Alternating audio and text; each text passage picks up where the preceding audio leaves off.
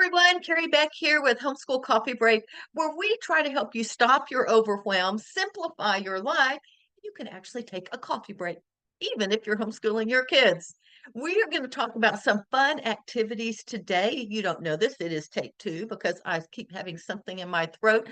But we are going to talk about some ways that you can encourage your kids to love learning. And we're recording this. This is in the wintertime. Lots of times we can't really get outside as much, but there are some fun things that you could do. So let me ask you a question. Before I ask that question, let me just encourage you, wherever you are listening to this, would you please hit subscribe just so we can get these fun activities out to more and more families? We'd love to share. We'd love to help the people in the homeschool community. So hit subscribe, leave us a review. That would be awesome. Maybe that little throat thing isn't going away as much as I thought it was. Let me ask you a question. Do you have boys? Do they love sports? I'm not, I mean, they may love your typical football, baseball, basketball ones, maybe tennis, golf, fishing, ice hockey, skeet shooting. My daughter Ashley was the state champion skeet shooter in junior high. In Texas, that's a big deal because there are a lot of people that will do the gun, the skeet thing. Maybe you're like, no, I'm girly girls. Well, do they like to dance? That is actually a sport as well. Let's face it, that takes a lot of physical activity and strength to be able to do that. There are so many different kinds of sports. And so I want to talk to you today about how you can use sports in your homeschool to encourage a love of learning. One of the stories I've told about many times, and I'll tell a little bit more today, is, but I want you to think for a second. If your child is going to learn to write a one paragraph paper, does it really matter if it's a paper about science and history and what you want, or about something that they're interested in? The topic doesn't matter. They're going to learn the process. Why not use a topic they enjoy? So let's talk about some different things. I've got about 8 or 10 different areas of homeschooling that you can use. A lot of these are related specifically to sports, but you can think about the things that your children love to do and sort of come up with your own ideas. First of all, reading. Find books that your kids would be able to read about that sport, about that sports hero, and then use that book for narration activities or a reading journal if they are older. My son, when Hunter was about 11 or 12, he was supposed to write a paper. We're going to talk about writing activities as well.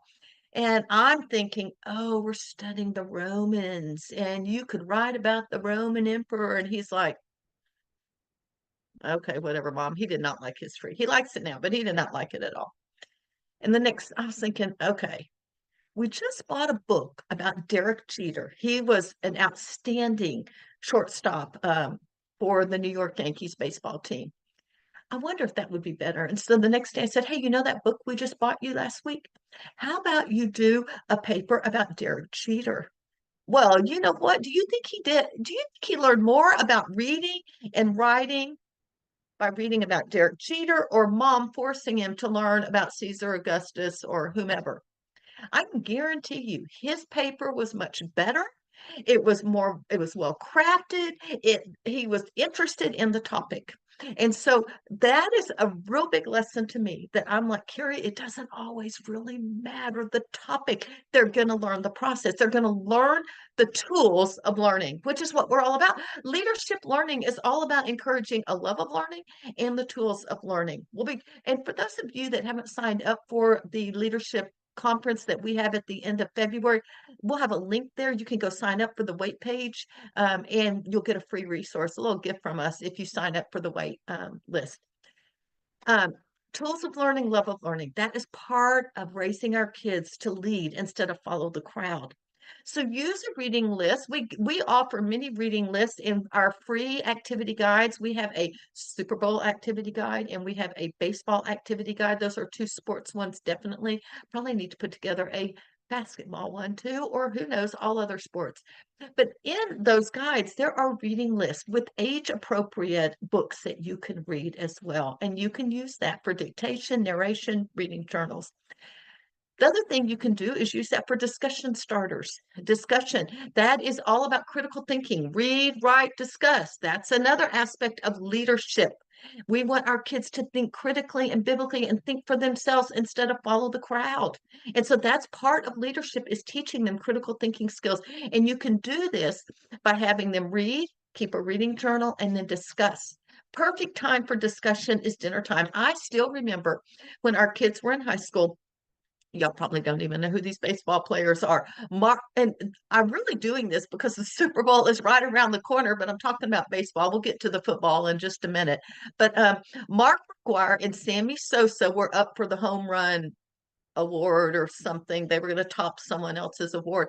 And we had so many discussions about that because they believed that one of them had been using steroids. And was it right for him to actually get the award if he had been using these, muscle pumping things? I don't know. But you know what? It was a natural discussion. Our kids learned to make good arguments. They had to think critically, think about the facts, and then pull an opinion and then share it with our family. That's a lot of learning. That is homeschooling right there.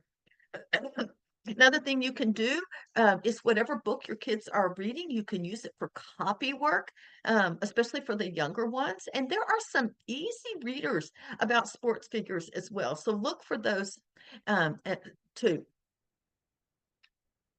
I've already talked about our writing activity when Hunter had to go and write a 5-paragraph paper. Let your kids pick their favorite sports hero and write about them when it's time to learn how to write about a person or a 5-paragraph paper. For younger kids, in writing and language arts, maybe you have them alphabetize all the different teams. Or maybe they're into tennis and you can have 5 tennis stars and they have to alphabetize them by first name and then alphabetize them by last name. Or maybe pickleball, that's a big thing. I don't even know what equipment, but maybe we list all the pieces of equipment and they have to alphabetize those. There's a lot of things that you can do to interact and to encourage your kids to love it because they're getting to use words and books that they are interested in.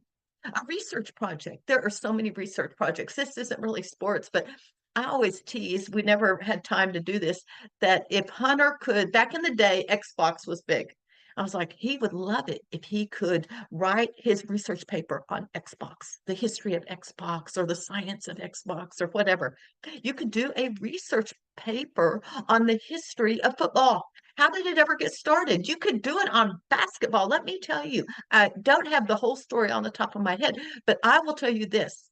Basketball started in a school. It was cold outside. They wanted to do something inside, and they used a trash can instead of actual threaded baskets. And that was at the end, and they were just trying to occupy the kids. Something to that effect. I may not have it all completely right, but I do remember the trash can part. Let them study the history of any sport that they're interested in. Along the ideas of history. Maybe take all the NFL teams, National Football League, if you're not sure what that is, and get a United States map, North America map, and let them find all of them and put them in the right place and label them. That would be something. They could color some of them. I think it's the American Conference and the National Conference. So they could be in 2 different colors as well. And then you could mark wherever the Super Bowl is. I don't even actually remember. I do know the NCAA, which has already happened by the time you listen to this, is their championship is in Houston. So you could do this with college teams. Some of y'all are fiercely active and excited about your college team. You could do this with college football teams or college basketball teams when March Madness happens as well. You could do math. There are so many math things you could do. Graphing, like you could graph all the wins and losses. You could look at the probability of which team could actually win the Super Bowl based on their wins and losses. So you could graph their wins and losses, very simple bar graph for young kids, then pull in percentages, probability for older kids as well. There's lots of activities. I'm just naming a few. Science. Let me tell you, when Hunter was doing his Derek Jeter thing, I decided we'll dive completely into baseball. So I found a book on the science of baseball. And you're throwing a ball and there's a velocity and the arc and the hitting it, all of that stuff. And so we actually studied the history. You could, I mean, the science. You could do the same thing for basketball and football. You could do it for skeet shooting. You could do it for tennis. Tennis is coming up. This is probably Australian Open week, and so you could do that as well. I don't know what y'all sports, what you enjoy doing, but do you see how easy it is to actually just pull in a family interest and bring it into homeschooling? And if I were doing this all over again, and this, I have a few more ideas, but and the Super Bowl was here in a couple of weeks, you know what I would be doing? I would plan that week or 2 weeks before the Super Bowl, and I would focus pretty much everything on football and Super Bowl activities. Like I said, I've got a free Super Bowl activities with printables that you can use as well. All right, art. You're like, really? Art and football, art and sports? Yeah. Let them draw the logos for all of those places. Like, I mean, Houston Texans, they've got some longhorn with red and blue colors because that's our colors, red, white, and blue in Texas. And then you could look at the Rams, and that would be something really cool for them to practice drawing that or create their own logo for their own imagination team. Maybe if they're further up in practice, maybe that you could take a picture of their favorite sports hero and let them draw a portrait. Draw that person's portrait. That would be some art as well. Community service. You could actually go volunteer at some of the local sporting events near you. I'm going to end on this because I think it's one of the most important. I really started at the top at the beginning because it's leadership skills, and we have the ideas of read, write, and discuss to develop critical thinking skills. I'll link to some podcasts that I've talked about read, write, and discuss that you can go figure out how to do that.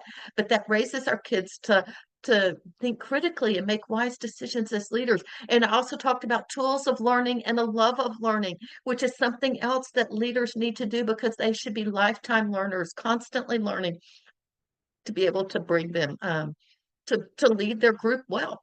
The character building. I believe character building is the foundation. It is the base of leadership, and it should be the base of your homeschool. And so I want to end with that character building.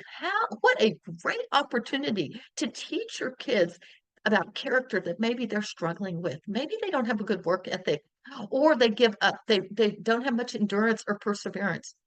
Talk about what it takes for a tennis player like Djokovic or Rafa Nadal or Federer to get to the place where they are. And there's a lot more tennis players. I just named the top three. What would it take? It takes a lot of dedication, a lot of working out that isn't fun. Doing work, they have a work ethic. They are going to endure pain sometimes. They may have to endure surgeries. Same with football players, basketball players, ice hockey. I can't even imagine what all of that is like. Soccer. I haven't even talked about soccer, and my kids love soccer. Talk about the character of these people. Maybe look at, like JJ Watt is a good example. He used to play here at Houston Texans NFL team, and then he moved to Arizona for a few years, but he is retired. And if you look at his work ethic, he is still working out and still diligent to take care of himself.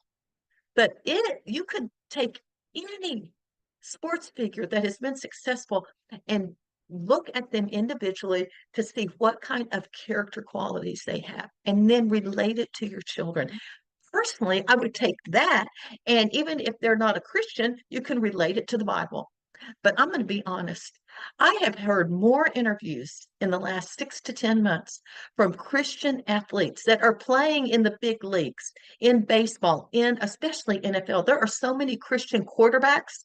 I would have them reading the biographies of that. I did. I think it was Russell Wilson back in the day when he first started. I gave Hunter a biography of him because he even says right now, I'm just leaving it all up to God. And so there are some strong Christians out there besides the Tim Tebow that most of us know about. I know for me, I'm a Houston Texans fan, and they have a brand new quarterback that's like 23 years old. And here's how he starts every interview, or almost every interview I've seen. They'll ask him a question. He goes, well, first of all, I want to give thanks to my Lord and Savior, Jesus Christ, because I wouldn't be here without him. And then he'll go on and answer the question. That is amazing. He has a platform. And there are so many Christians out there right now that are in the sporting industry that you could give your kids good examples, books to read, character to follow as well. And just see the kinds of things. Look for YouTube videos of some of their interviews and talk about it. Go back to reading about them and discussing them as well. Hey, I hope this is helpful. I've got links here wherever you are watching this to our Super Bowl activity guide and printables. We'll put the baseball one. There may be another sporting one that I have forgotten about, but those will definitely be there and you can go get them for free. Hey, I am Carrie back with Homeschool Coffee Break. We'll talk to you next time.